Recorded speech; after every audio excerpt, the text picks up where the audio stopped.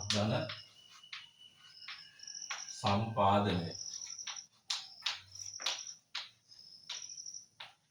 ප්‍රාග්ධන සම්පාදනය.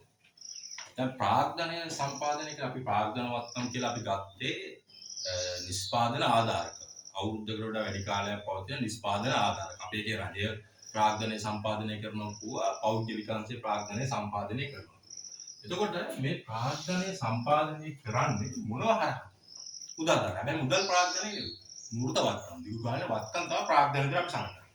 එතකොට ප්‍රාග්ධනය බිහි කරන්නේ ඉස්සරම කියනවා මිනිස්සුන්ගේ ඉතුරු කිරීම. ඉතුරු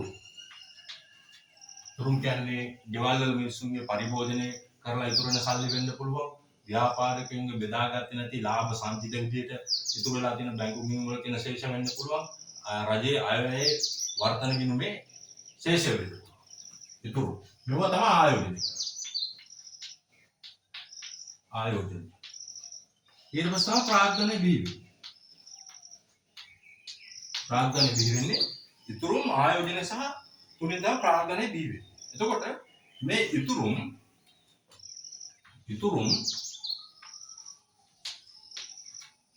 අපේ ප්‍රධාන කොටස් දෙකක් ගන්න පුළුවන්. එකක් තියෙනවා දේශීය ඉතුරුම්. අනිත් එක විදේශීය ඉතුරුම්.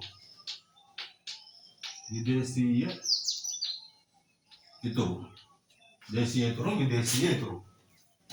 එතකොට දේශීය ඉතුරුම් කියලා කියන්නේ අපි කුටුම්බාංශයේ නිවෙස්වල ඉන්න පාරිභෝගිකයන් ගෙවල් දොරවල් ගැන කතා කරන්නේ කුටුම්බාංශ. ඒතර පළවෙනියෙන් ඉන්නවා කුටුම්බ ඉතුරු.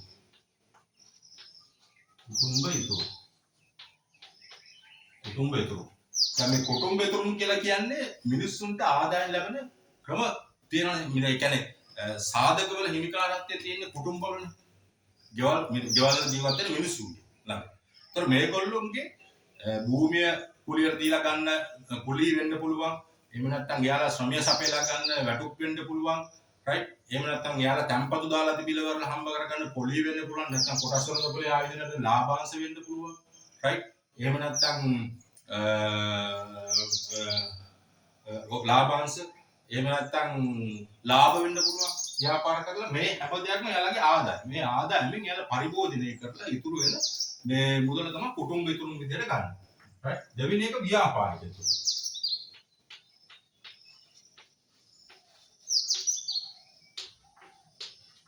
ව්‍යාපාරික ඉතුරුම් කියලා කියන්නේ දැන් ව්‍යාපාර කරන මිනිස්සුන් වල තනි පුද්ගල ව්‍යාපාර වෙන්න පුළුවන්. හවුල් ව්‍යාපාර, පුද්ගලික සමාගම්, කොටස් වල පොලේ ව්‍යාපාර කරන කට්ටිය, රජයේ ව්‍යාපාර කරන කට්ටිය.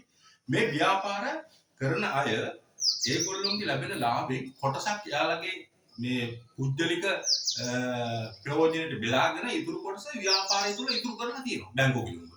රයිට්. ඔක ව්‍යාපාර ශේෂපත්‍රයේ සංකේත විදිහට පෙන්වන නොබෙදු ලාභ සංකේත විදිහට පෙන්වන. මෙවුවා අපව ව්‍යාපාර තුළ ආයෝජනය කරනවා. රයිට්. මෙවුවා දේශීය ඉතුරු. ව්‍යාපාර වල තියාගෙන තියෙන සංකේත නොබෙදු ලාභ දේශීය ඉතුරු. කුටුම්බ වල තියෙන පරිභෝජනයේ කරලා ඉතුරු වෙච්ච ප්‍රමාණය දේශීය ඉතුරු. ඊට පස්සේ දේශීය ඉතුරුම් බිහි වෙන තව ක්‍රමයක් තියෙනවා රාජ්‍ය ඉතුරු. රාජ්‍ය ඉතුරු. දැන් මේ රාජ්‍ය ඉතුරුම් කියන්නේ මොනවද? රජයක් බදු සහ බදු නොවන ආදායම් ආර්ථිකයෙන් ගන්න. මිනිසුන්ගේ ව්‍යාපාරික අංශේ බදු සහ බදු නොවන ආදායම් ඍජු බදු වෙන්න පුළුවන්, වක්‍ර බදු වෙන්න පුළුවන්. ඒ බදු හරහා ගන්න. රයිට්. අරගෙන රජය කරන වෙන්නේ රජයේ සේවකයන්ගේ පරිණාමය ගෙවන්න. මාස්පතා පරිණාමය ගෙවන්න. ඊට අමතරව රජය ඔය මිනිස්සුන්ට දෙන්නේ ඔය අස්වැසුම් ඊට පස්සේ වැඩිහිටි දීමන, ආබාධිත දීමන, රයිට්. ඒ වගේ සුබ සාධන වියදම් ගන්න. සුබ සාධන වියදම්. පොහොර සාධාරණ වෙන්න පුළුවන්. ඒ වගේ සුබ සාධන වියදම් ගන්න. ඊට අමතරව රජයේ ණය අරන් තියෙන වියදම්. ඒ ණය වල පොලී ගෙවන. ඔය වර්තන වියදම්. රයිට්. ඔය වර්තන වියදමෙන් රජයේ ආදායමෙන් වර්තන වියදම අඩු කරාම ඉතුරු ටික තමයි රජය ආයෝජනය කරන්නේ. ප්‍රාග්ධන සම්පාදනය මේ ප්‍රාදේශීය සභා, පළාත්, නගර සභා, පළාත් සභා හරහා වෙන්න පුළුවන්. හරි. එහෙම නැත්නම් මධ්‍යමාණ්ඩු හරහා, පාරිශීලක කාර්යාලය හරහා, ගම්වල මහා මාර්ගයක් හැදුවත්, රයිට්. ගමකට මොකක් හරි මේ පාරක් හැදුවත්, ජල සැපුමට සම්බන්ධ දෙයක් හැදුවත්, මොකක් හැදුවත් ඒවා රජයේ ප්‍රාග්ධනයේ රජයේ ඉතුරුම හරහා තමයි බිහි වෙන්නේ. ඒක රාජ්‍ය. විදේශීය තුරුම් කියලා කියන්නේ මොකද්ද? විදේශීය තුරුම් කියලා කියන්නේ මහා බැංකුවේ ඇති නිල සංචිත ප්‍රමාණය. මහා බැංකුවේ ඇති විදේශ සංචිත. right? මේ සංචිතේ දිවි වෙන පුළුවන් ක්‍රම මොනවද? එකක්. අපි රටට බඩු ආනයනය කරනවා අපි අපනයන. ඔය ආනයන අපනයන වෙනස අතර වෙනස වෙනසෙ කියලා කියනවා. ඔය අතර වෙනසෙන් දිවි වෙනවා. right? එහෙම නැත්නම් අපේ රටින් ශ්‍රමිකයෝ දින රටවලට ගිහිලා සේවය කරනවා. අපි ඉන්න පුළුවන් ජපානයේ, කොරියාවේ, ඇමරිකාවේ, එංගලන්තේ ඉන්න පුළුවන්, මැද පෙරදිගේ ඉන්න පුළුවන්. ඔය වගේ රටවල සේවය කරන එවන සේවය මේ ශ්‍රමිකයන්ගේ මේ වැටුප් මේ රටවලට ආවම එන්න. right? එතකොට එකක් ඒක. අනිත් නැත්නම් ආනයන අපන අතර වෙනස. right? එහෙම නැත්නම් අපේ රටේ ව්‍යාපාරිකයෝ ඉන්නවා. ඒ ව්‍යාපාරිකයෝ වෙන රටවල ආයෝජනය කරනවා. වෙන රටවල ව්‍යාපාර කරනවා. එයාලගේ ලාභ විදිහට කොටස් මේ රටට ගේනවා. right? එහෙමත් නැත්නම් දැන් ඔයාලා අහලා තියෙනවනේ අර මේ එක IMF එකෙන් හරි එහෙම නැත්නම් වෙන රටවල් වලින් හරි මේ සමහර දාස නිවසට හන්නේ ඇමරිකානු ඩොලර් බිලියන පරිත්‍යාගයක් කරා. right? ඒ වගේ වෙන රටවල් වලින් අපේ රටවල් පරිත්‍යාගය. ඒක කවදාවත් අය ගන්න නැති විදිහට. ආධාර දෙන්නේ. හරි? රට කරගෙන යන්න ආධාර දෙන්න. පරිත්‍යාග. ණයක් දෙනවා. right? එතකොට මේ වගේ බිහි වෙලා තියෙන රටේදී මහ බැංකුව සතුව තියෙන විදේශ සංචිතය. ඒක විදේශ ඉතුරු. ඔය තමයි රටේ ඉතුරු. කුටුම්බ ඉතුරු කරලා දෙන්න පුළුවන්, ව්‍යාපාරික අංශ ඉතුරු කරලා දෙනවා, රජය ඉතුරු කරලා දෙන්න පුළුවන්. රටේ ආනයන අපනයන වෙලඳාම් විදේශිකයෝ අපේ රටේ මිනිස්සු වෙන රටවලට ගිහිල්ලා වරලා මේ සමයස අපේලා හැම කරන් ආපු සල්ලි වෙන්න පුළුවන්. වෙන රටවල ව්‍යාපාර කරලා ඉතුරු කරපුවා වෙන්න පුළුවන්. ඔය විදේශීය ඉතුරු සංචාරක කර්මාන්තේ right? ඒ හැමතැනින්ම ආපු විදේශීය ඉතුරු. ඒතකොට ඔය ඉතුරුන් බිහි වෙලා තියෙන විදිය. right? එතකොට ප්‍රාග්ධන සම්පාදනය. ප්‍රාග්ධන සම්පාදනය ප්‍රධාන කොටස් දෙකකට අපිට බෙදන්න පුළුවන්. අපි තේරුම් ගන්න ලේසියි කියන්නේ. right? දේශීය වශයෙන් ප්‍රාග්ධන සම්පාදනය කරනවා අපේ රටට.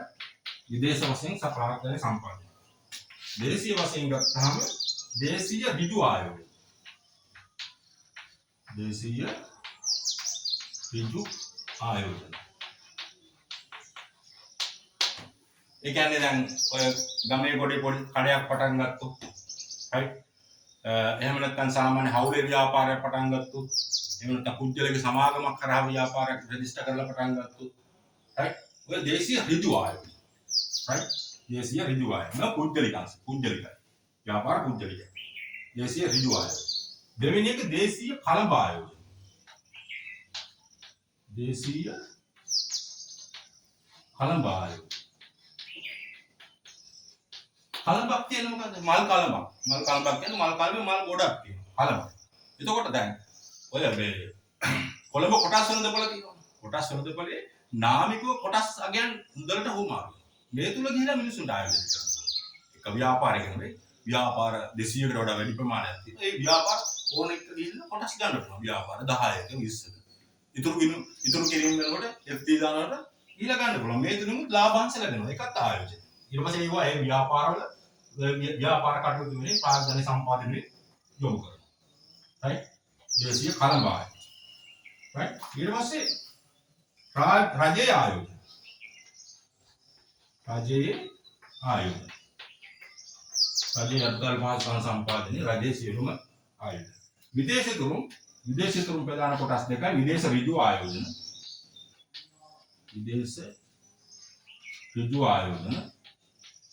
ඒ කියන්නේ දැන් ওই පෞද්ගලික දවස්වල එක ප්‍රශ්න තියෙනවා අරහෙට වික්ක රටේ කොටස් මෙහෙට වික්ක අරහෙට වික්ක කියලා වෙලා.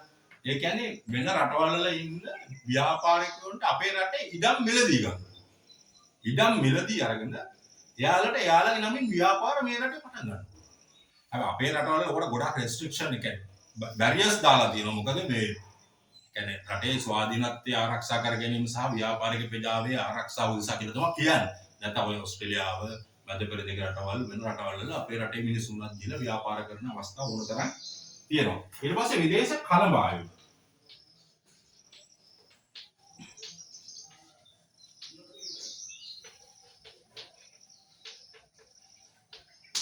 right? ඒක රටකට ගොඩක් ගැලපෙන විදේශ කලබ ආයෝජන. ඒ කියන්නේ කොටස් වෙනද බලහරහා විදේශිකව ආයෝජනය කරනවා නම් එයාලට ඍජුව රටක දේපල හිමිකම යන්නේ නැහැ. කොටස් අයිතින් තමයි යන්නේ. ඒතර මේ එයාලා කැමති වුණාත් අකමැතිව විකුණනකොට ඕන රටකට මේ කොටස් මිලදී ගන්න.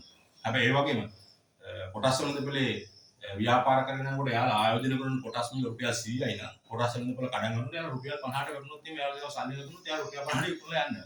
ඔය වගේ විදේශ කලබාග. right? ඊට පස්සේ මේ ආයෝජන ප්‍රාග්ධනයේ සම්පාදන තුන එකක් දේශීය ඍජු ආයෝජන right? ඊට පස්සේ දේශීය කලබ ආයෝජන, රජයේ ආයෝජන, විදේශ ඍජු ආයෝජන, විදේශ කලබ. ඉතුරු කිරීම හරහා තමයි මේ ප්‍රාග්ධනයේ සම්පාදනය